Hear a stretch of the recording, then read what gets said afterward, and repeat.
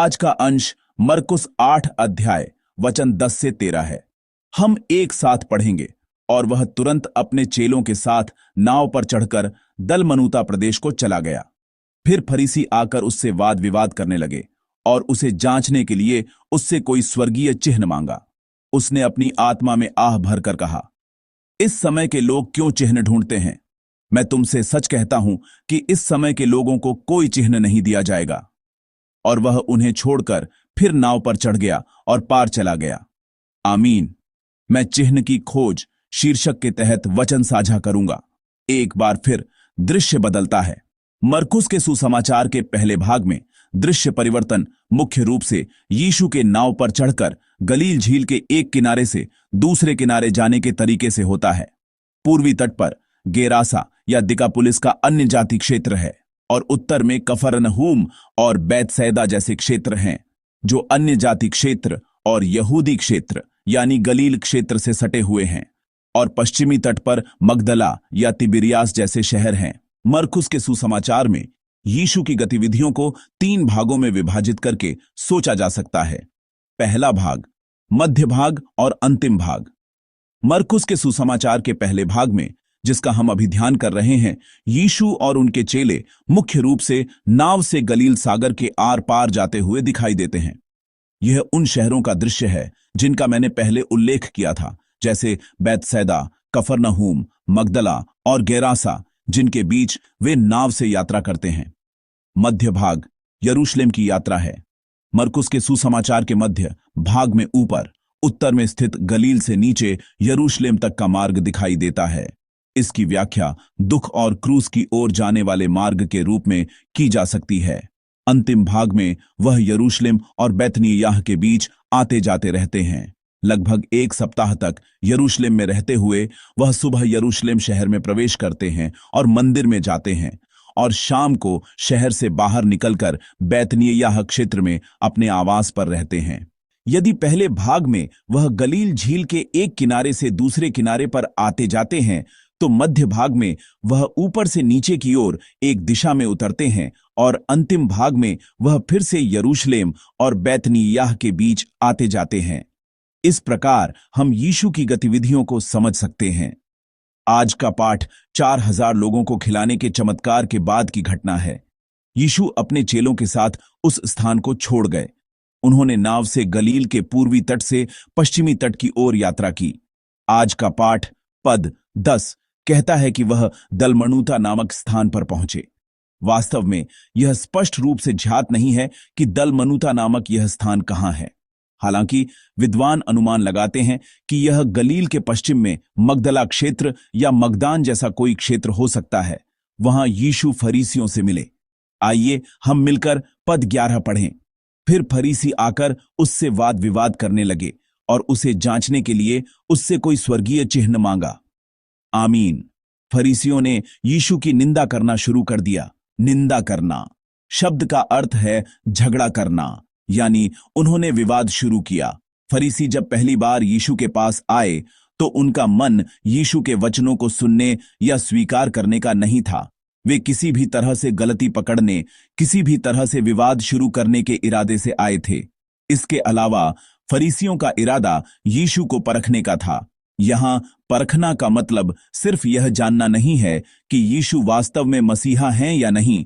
वे जानना चाहते हैं, वे सत्यापित करना चाहते हैं। वास्तव में अगर फरीसियों ने केवल इतना ही किया होता तो यह बहुत अच्छा होता। पौलुस की दूसरी मिशनरी यात्रा के दौरान बेरिया के लोग ऐसे ही थे। प्रेरितों के काम 17:11 में लिखा है कि बेरिया के लोग उदार मन के थे, और उनके उदार होने का कारण यह नहीं बताया गया है कि उनका स्वभाव उदार था या उनका चरित्र ऐसा था, बल्कि वचन के प्रति उनके रवैये की प्रशंसा की गई है। वचन के प्रति उनका यानी बेरिया के लोगों का रवैया कैसा था? वे बड़े चाव से वचन को ग्रहण करते थे, और यह सोचकर कि क्या यह वचन वास्तव में ऐसा ही है, वे हर दिन उस पर विचार करते थे। इसलिए उनकी प्रशंसा की जाती है। इसका मतलब यह नहीं है कि वचन को बिना सोचे समझे, बिना किसी आलोचना के मान लेना चाहिए। बेरिया के लोगों की तरह यह पूछना कि क्या यह ऐसा ही है, यह वचन मेरे जीवन में कैसे प्रकट होगा, जैसा कि हमने आज ध्यान किया है, यह वचन मेरे जीवन में कैसे लागू होगा। इन बातों पर हर दिन विचार करना और महसूस करना कि इसीलिए परमेश्वर ने मुझे सुबह यह वचन दिया। इसीलिए परमेश्वर ने मुझे इस सुबह यह वचन दिया। हर दिन वचन और जीवन की जांच करने का यह रवैया महत्वपूर्ण है। यह एक अच्छा रवैया है। लेकिन आज के पाठ में फरीसियों की परीक्षा बेरिया के लोगों की परीक्षा से बिल्कुल अलग है। फरीसियों ने यीशु को नीचा दिखाने, उनकी निंदा करने, उन पर आरोप लगाने और उनमें कोई गलती खोजने के लिए उन्हें परखा। इसका इससे कोई लेना देना नहीं है कि सच्चाई क्या है। चूंकि उन्होंने पहले से ही नहीं का उत्तर तय कर लिया था और उस नहीं को खोजने की कोशिश कर रहे थे, उनकी परीक्षा एक बिल्कुल अलग दिशा में थी। अंत में ये फरीसी क्या मांग रहे हैं? वे एक चिन्ह मांग रहे हैं। फरीसियों ने स्वर्ग से एक चिन्ह मांगा।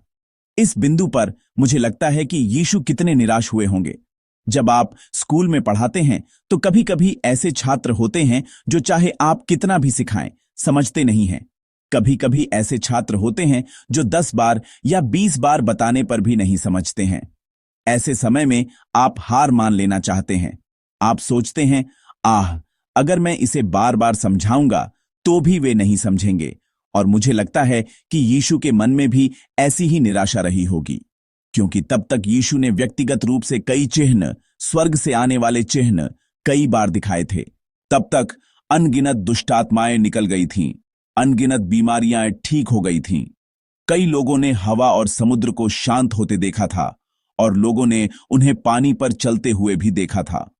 अभी कुछ समय पहले क्या हुआ था?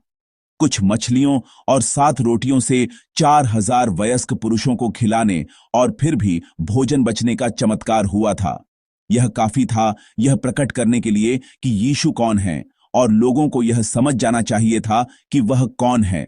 स्वर्ग से आने वाले चिन्ह पहले से ही पर्याप्त थे और हमारे प्रभु ने लोगों को इस हद तक दिखाया था कि यह सोचना मुश्किल है कि वह और क्या दिखा सकते थे।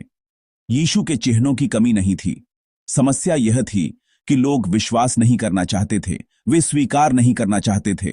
उन्होंने अपने मन के द्वार बंद कर लिए थे, अपने कान बंद कर लिए थे और अपनी आंखें ढक ली थीं। इसलिए वे यीशु को नहीं देख पा रहे थे। निर्गमन की पुस्तक में फिरौन ठीक ऐसा ही था।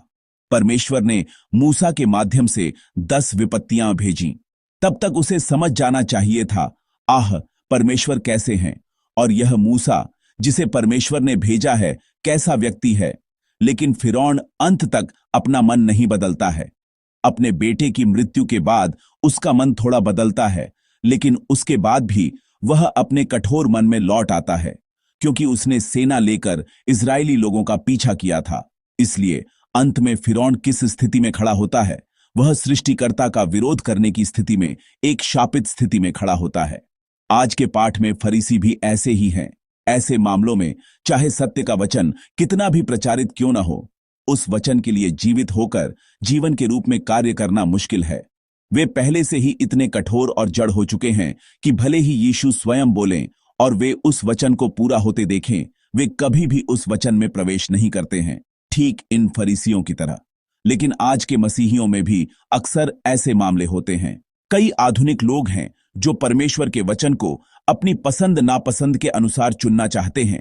जो वचन वे सुनना नहीं चाहते उसे नहीं सुनते, और जो वचन वे सुनना चाहते हैं उसे ही सुनते हैं, जैसे कि आराम या आशीष के वचन। और जो वचन कहते हैं, अगर आप ऐसा करेंगे तो परमेश्वर नाराज होंगे, अगर आप ऐसा करेंगे, अगर आप इस तरह से व्यवहार करेंगे तो परमेश्वर उस व्यवहार को पसंद नहीं करेंगे। ऐसे वचनों को वे सुनना नहीं चाहते, वे अपने कान बंद कर लेते हैं। कुछ मामलों में वे वचन का मूल्यांकन करते हैं। वे कहते हैं, यह वचन ऐसा था, यह वचन वैसा था। ऐसे मामलों में भी बहुत सावधान रहना चाहिए, क्योंकि यह रवैया अपने आप को वचन के नीचे रखने का नहीं, बल्कि वचन के ऊपर रखने का है। यह सोचने का एक बहुत ही अहंकारी रवैया है कि मैं वचन का मूल्यांकन कर सकता हूं, उसे काट छांट सकता हूं और अपनी पसंद के अनुसार चुन सकता हूं। हमें वचन को अपने अनुसार ढालने की कोशिश नहीं करनी चाहिए। हमें अपने आप को वचन के अनुसार ढालने की कोशिश करनी चाहिए। हमें वचन के आईने में खुद को देखकर यह जांचना चाहिए आह, मैं ऐसा था, मुझ में यह कमी थी, मुझे यह भरने की जरूरत है। इसलिए हर सुबह इस तरह ध्यान करना बहुत महत्वपूर्ण है। हम किसी घटना के कारण वचन पर ध्यान नहीं करते, बल्कि हम अपने सामान्य रोजमर्रा के जीवन में परमेश्वर के वचन को लगातार ग्रहण करते हैं। तभी मुश्किल परिस्थितियों में, दुख की घड़ी में परमेश्वर का वचन अपनी असली शक्ति दिखाएगा। हम इस वचन के माध्यम से आने वाली समस्याओं और कठिनाइयों पर विजय प्राप्त करते हैं। और आह, वह वचन जो मुझे उस समय दिया गया था, वह वचन याद आता है और प्रार्थना में परमेश्वर की आवाज के रूप में सुनाई देता है।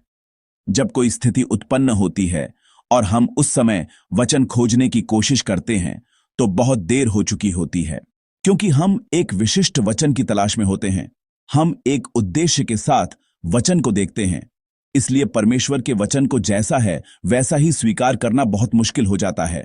इस प्रकार फरीसियों के प्रति, जिनका यीशु और परमेश्वर के वचन के प्रति रवैया गलत था, यीशु क्या कहते हैं?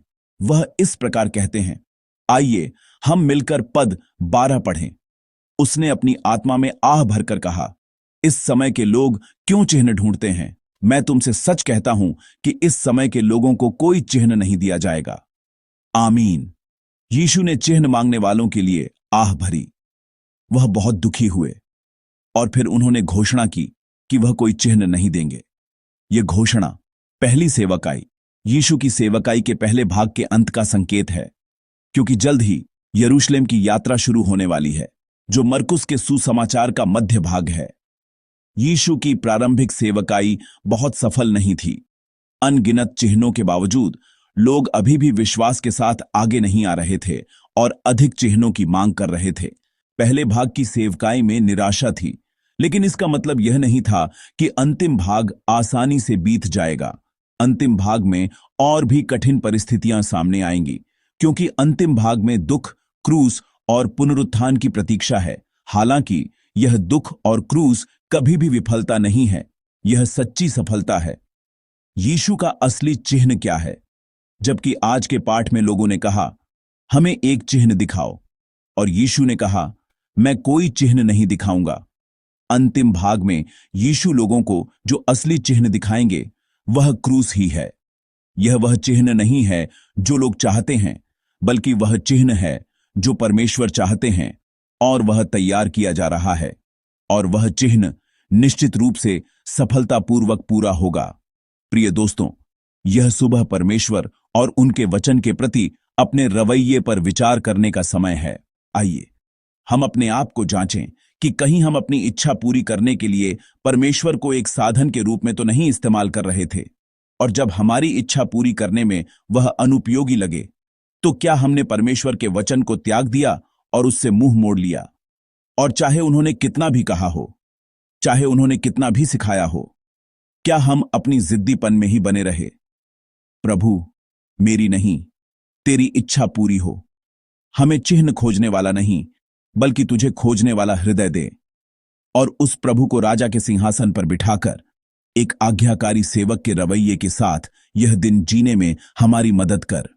इस मन के साथ जीते हुए हम चिन्ह नहीं, बल्कि प्रभु को खोजें। केवल चमत्कार नहीं, बल्कि उस चमत्कार को करने वाले प्रभु को खोजें और मांगें। मैं प्रभु के नाम पर आप सभी संतों के लिए यही आशीष देता हूं।